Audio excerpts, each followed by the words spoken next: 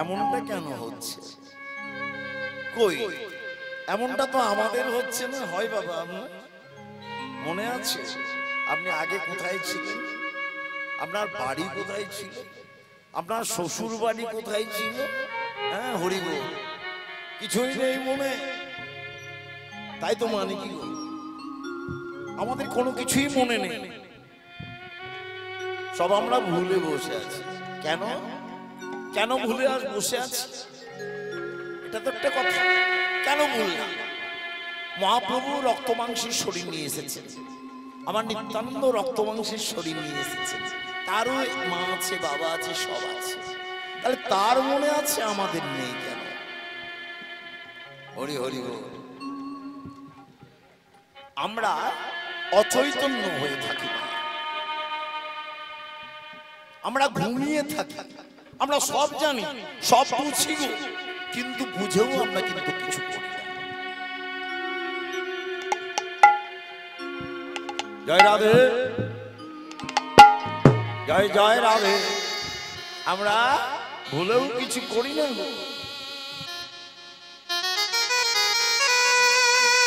কেন?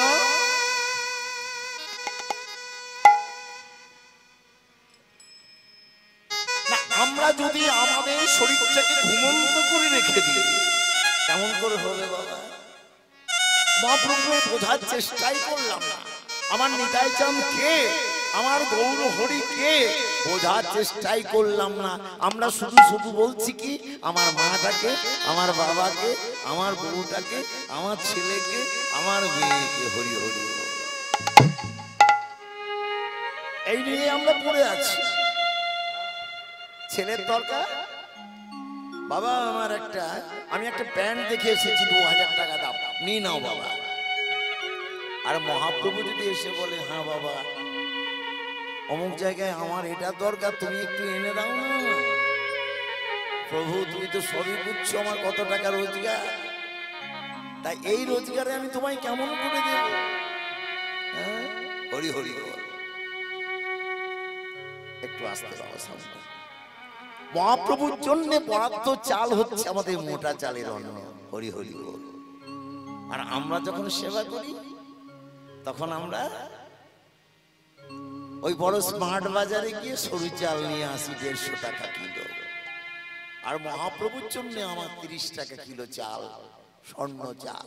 মহাপ্রভু আমার ভালোবাসেন, তিনি কিছু বলেন না বলে তিনি ভালোবাসেন। তিনি যদি বলতেন তাহলে কিন্তু আমরা এই স্বর্ণ চালের ভোগ দিতাম না গো প্রভুকে। প্রভু, যে চাল আমি ভোজন করছি না, সেই অন্ন আমি তোমায় কেমন করে দেব বলো? তুমি এই অন্ন গ্রহণ করো। এই মানসিকতা যদি আমাদের তৈরি না হয় মা, হরি হরি বল, আমরা চিরদিনই আমরা ঘুমিয়েই থাকবো, কোনোদিনই চৈতন্য আমাদের হবে না, চৈতন্য আমাদের হবে না। ছেলের জন্য, মেয়ের জন্য, যাবতীয় চিন্তা আমাদের সংসারের জন্য। প্রভুকে কিন্তু, প্রভুর চিন্তা আমরা কেউ করি না গো। বলতে পারেন মা, একবার বুকে হাত দিয়ে বলুন, মালা করছেন, তিলক করছেন, জপমালা করছেন, সব করছেন, একবার বুকে হাত দিয়ে 2 হাত তুলে বলুন যে হ্যাঁ সত্যি সত্যি আমি খুব শান্তিতে আছি। বলতে পারবেন? একজন হাত তুলুন যে হ্যাঁ বাবা আমি খুব শান্তিতে আছি। একবার হাত তুলে বলবেন হ্যাঁ বাবা আমি খুব শান্তিতে আছি। একবার হাত তুলুন যে হ্যাঁ আমি শান্তিতে আছি। শান্তি নেই কেন নেই? প্রভু তো শান্তি দেবার জন্যই এসেছেন, প্রভু শান্তি দেবার জন্যই এসেছেন। শান্তিটাকে আমরা নিতে পারি না, শান্তিটাকে নিতে পারি না গো। প্রভুর ভজন হয়নি, প্রভুর ভজন 11টাই হোক, 12টাই হোক, 1টাই হোক, 2টাই হোক, ভগবান তো মুখে তো কথা বলে না, ও দিলেই হবে, দিলেই হবে। মা আমার খিদে পেয়েছে, আগে আমাকে চামড়িটা দাও তো, আগে এক বাটি খেয়ে নি, তারপর আমি ভগবানের সেবা করব। হরি হরি বল। তাহলে কোনোদিনই আমাদের চেতনার চৈতন্য হবে কি না? হবে না। তাই চৈতন্যের উদয় হয় না বলে আমরা সেই পুরবের ভাবকে বুঝতে পারি না। পুরবের ভাবকে বুঝতে পারি না, তাই সেই পুরবের ভাবে বিভাবিত হয়ে গৌর সুন্দর সুরধরির তীরে গেলেন। হরি বল। মাগো, মহাপ্রভু আমার কিছু চাই না, নিতাই চাঁদ আমার কিছু চাই না, চাই কি শুধু ভক্তি, শুধু ভক্তি চাই। তাই মহাপ্রভু কি করছে?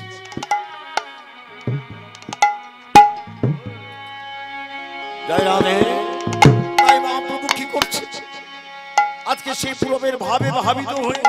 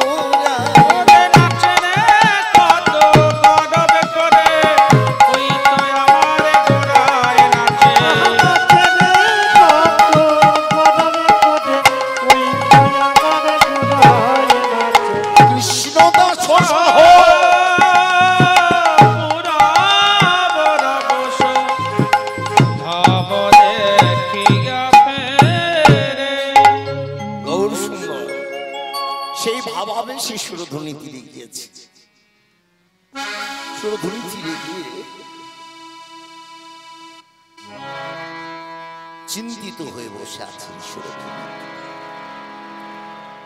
আমি হরিনাম প্রচার করে দিলাম, সেই মহামন্ত্র নাম আমি বিলিয়ে দিলাম। এই মহামন্ত্র নাম কে এনেছে বাবা? গৌর হরি, আমার নিতাই চাঁদ কে এনেছে?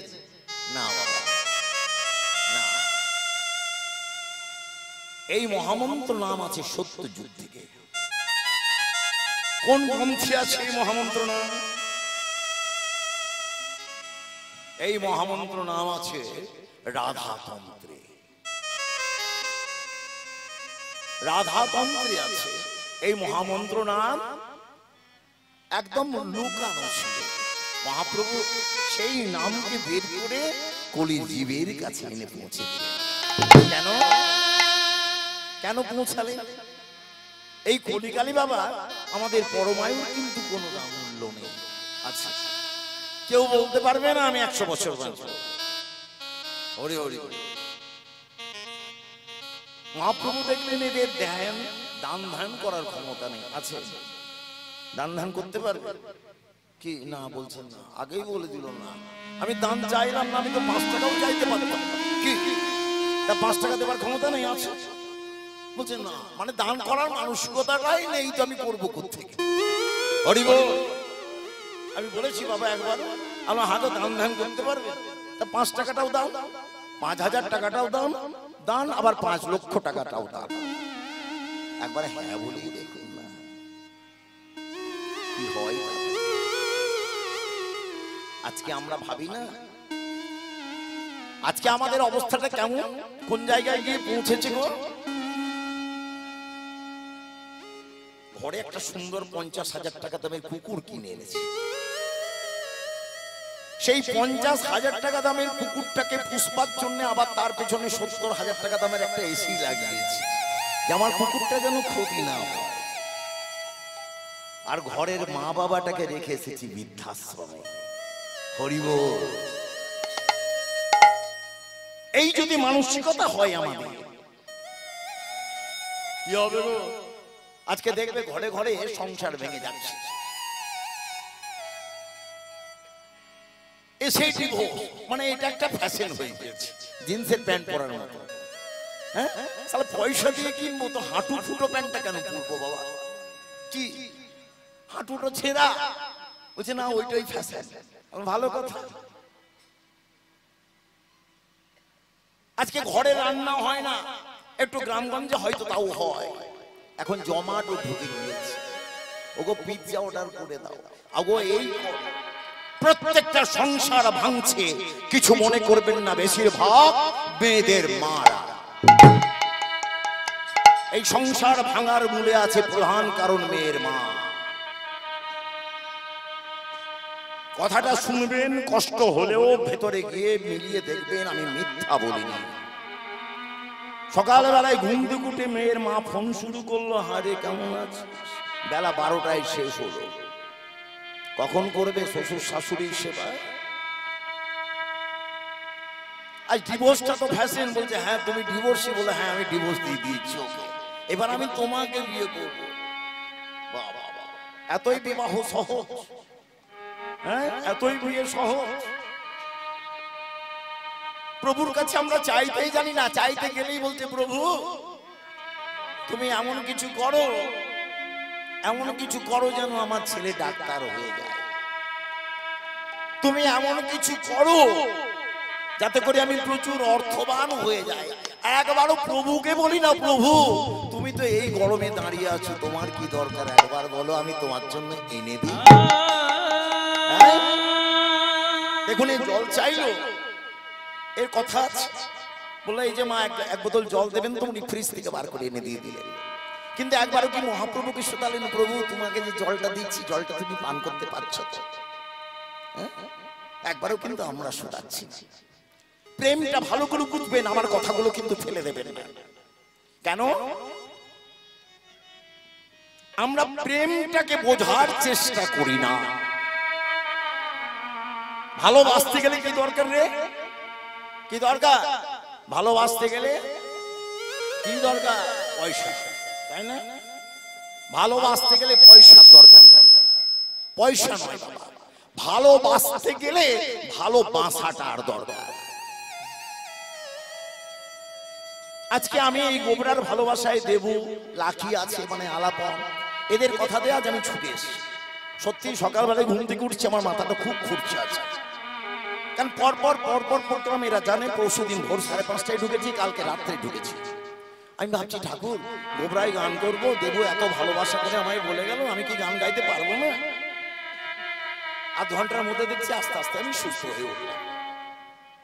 এটা কিসে এসেছি? ভালোবাসায় এসেছি, টাকাই নয়, অর্থে নয়, গোবরার ভালোবাসায় এসেছি আমি। সব জায়গায় অর্থ দিয়ে সবকিছু হয় না। তাহলে ভালোবাসতে গেলে ভালোবাসাটার প্রয়োজন। ভালোবাসা যদি তোমার না থাকে তুমি ভালোবাসবে কেমন? যে জাতি তোমরা হও না কেন, এক কাপ চা আমি দিয়েছি, দিয়ে বলছি ওকে চাটা খেয়েছো, কাপটা ধুয়ে দিয়ে যাও, এটা কি ভালোবাসা? এটা কি ভালোবাসা? তুমি চা খেয়েছো, কাপটা ওখানেই নামিয়ে রাখবে, কাপটা আমি দেব, আমার বাড়ির স্ত্রী ধোবে, এটা হলো প্রকৃত ভালোবাসা। ভগবানকে ডাকবো বললেই ভগবান আসেন। ভগবান কোথায় আছে? জীবের প্রেম করে যেই জন সেই জন সেবিছে ঈশ্বর। আজকে আমরা প্রকৃত জীবের প্রেমটাই ভুলে গিয়েছি। মানুষকে কেমন করে ভালোবাসতে হয়, মানুষকে কেমন করে ভালোবাসতে হয়। আপনি যদি মানুষকে ভালোবাসতে না শিখেন, হরি বল হরি বল হরি বল, মানুষকে ভালোবাসতে না পারে, আজকে যদি জাতা জাতি নিয়ে আমরা লড়াই করি, ও এই যা ও এই যা, মহাপ্রভু কি করলেন? মহাপ্রভু সকলকে একাকার করে নিলেন, একাকার করে নিলেন মহাপ্রভু।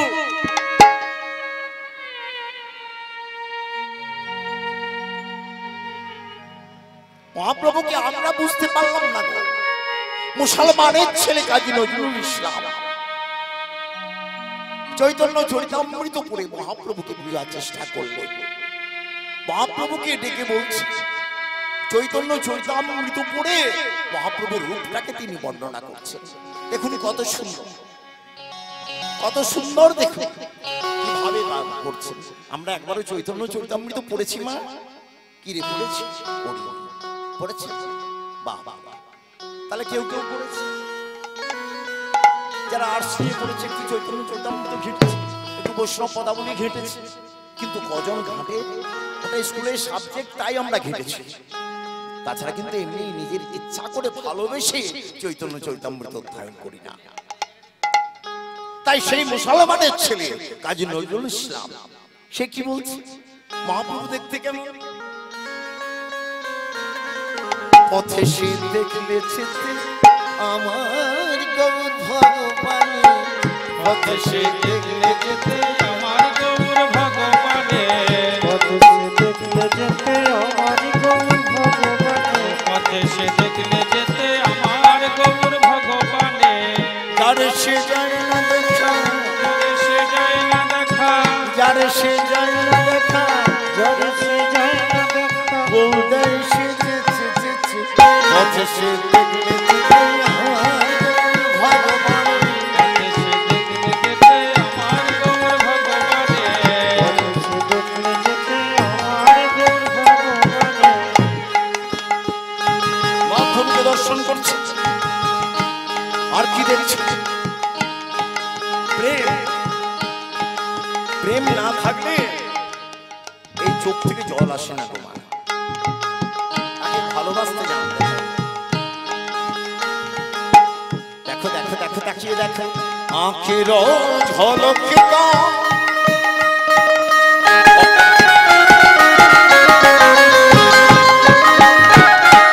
আঁখের ঝলকে দাও,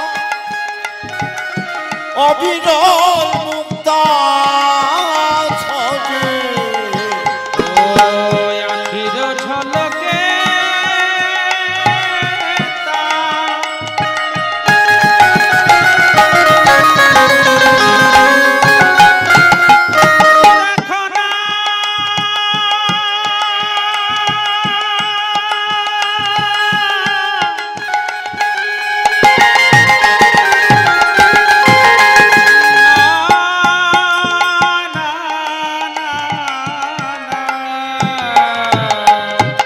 আঁখের ঝলকে দাও, অবিরল মুক্তা ঝরে, আখির ঝলকে অবিরল মুক্তা ঝরে।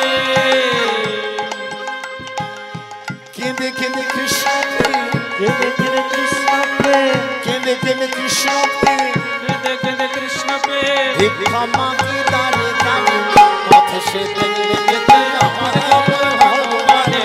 পথ সে দেখলে যেতে আমার গৌর ভগবানে। পথে সে দেখলে যেতে আমার গৌর ভগবানে। আমরা কি করি বাবা? গ্রামের একটা ছেলে খুব মদ খায়, গ্রামের একটা ছেলে গাঁজা খায়, নেশা ভাঙ। ওই ছেলেটা একদম শেষ হয়ে গিয়েছে। ওই ছেলেটার দিকে তাকিয়ে আর লাভ হবে না। মহাপ্রভু কি বললেন? না গো না, দেখো জগাই মাথাইকে দেখো কি বলছেন তিনি।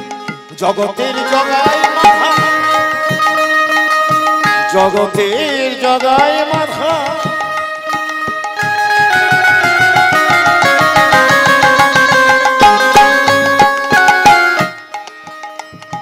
মত্ত থাকে পাপের পাপে। এই জগতের জগায় মাধা,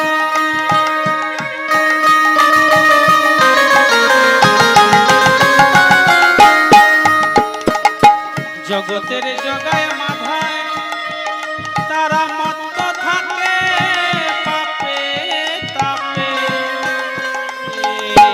জগতের জগায় মাথা, তার মত্ত থাকে পাপের পাপে। সকলের পাপ এসে, সকলের পাপ নিয়েছে, সকলের পাপ এসে সকলের পাপ নিয়েছে। কি করে গো? আমার গৌর হরি কি করে? আমার সোনার গৌর অঙ্গে মারে। পথে সে দেখলে যেতে আমার গৌর ভগবানে। পথে সে দেখলে যেতে আমার গৌর ভগবানে। পথে সে দেখলে যেতে আমার গৌর ভগবানে। পথে সে দেখলে যেতে আমার গৌর ভগবানে। জয় রাধে। তাহলে আমার মহাপ্রভু কেমন? সেই গৌর হরি আজকে সুরধুরীর তীরে ভাবা ভাবে বসে বসে আছে। এই বসে থাকা অবস্থায় দর্শন করলেন এক ঠাকুর মশাই, কণ্ঠে তুলসীর মালা, বাবা হরি মন্দির স্বরূপ তিলক, গায়ে তার ব্রহ্ম নামাঙ্কিত নামাবলী।